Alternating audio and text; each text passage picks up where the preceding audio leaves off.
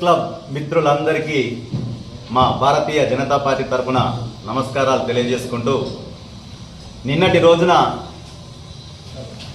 TRS వాళ్ళు మా నాయకుడైనటువంటి గౌరవనీయ శ్రీ పార్లమెంటు సభ్యులు బండి సంజయ్ అన్న మీద ప్రెస్ మీట్ పెట్టడం జరిగింది.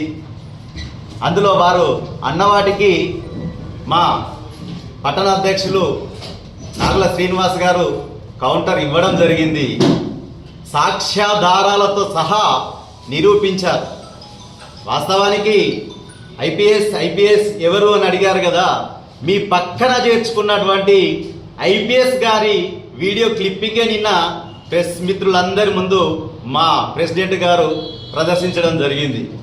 మీరు అన్నారు కదా, నిరూపిస్తే ముక్కు నాలుక రాస్తామని. మిత్రులారా, బీఆర్ఎస్ పార్టీ నాయకులారా, మీరు గాంధీ సెంటర్ ఎంచుకుంటారా, అంబేద్కర్ సెంటర్ ఎంచుకుంటారా, బస్టాండ్ సెంటర్ ఎంచుకుంటారా? నిరూపించుడు కనుక మీరు వచ్చి ఇప్పుడు ముక్కు నాలుగు రాయాల్సిందే. గల్లీ లీడర్ అని పదే పదే మా నాయకుడిని అన్నారు.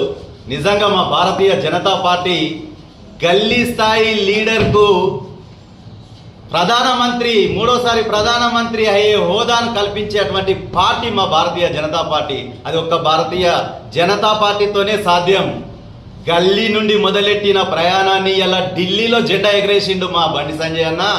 అది మర్చిపోతుర్రా? మీరందరూ నిన్న ప్రెస్లు కూర్చున్న అందరూ మేధావులే, విద్యావంతులే, అందరూ ఉద్యమ నేతలే. కళ్ళేమన్నా దొబ్బినాయా మీకు? కరీంనగర్లో అన్నగారు చేసిన అభివృద్ధిని చూసి మీ పార్టీలో 5 సంవత్సరాలు మేయర్గా చేసినటువంటి వ్యక్తి మా అభివృద్ధిని చూసి మా పార్టీలో జాయిన్ అయిందా లేదా?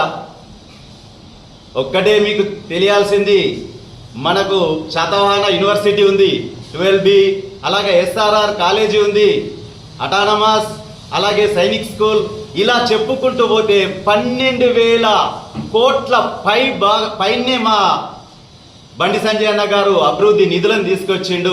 దయచేసి దీన్ని గమనించగలరు.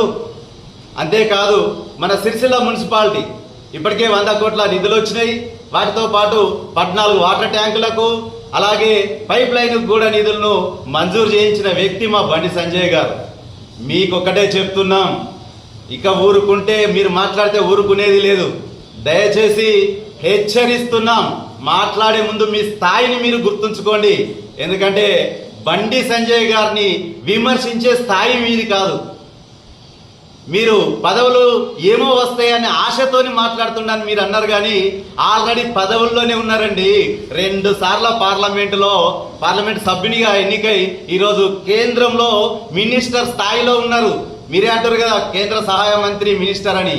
ఆ పదాన్ని వాడుతున్నప్పుడు ఇంకా పదవి ఏం కావాలి? కొత్తగా ఏం కావాలి చెప్పండి? ఇంకా దేనికో ఆశించేది లేదు, మిమ్మల్ని వదిలిపెట్టేది లేదు. ఇన్ని రోజులు 10 సంవత్సరాలు, ఈ 10 సంవత్సరాలు మీరు చేసింది ఏముంది?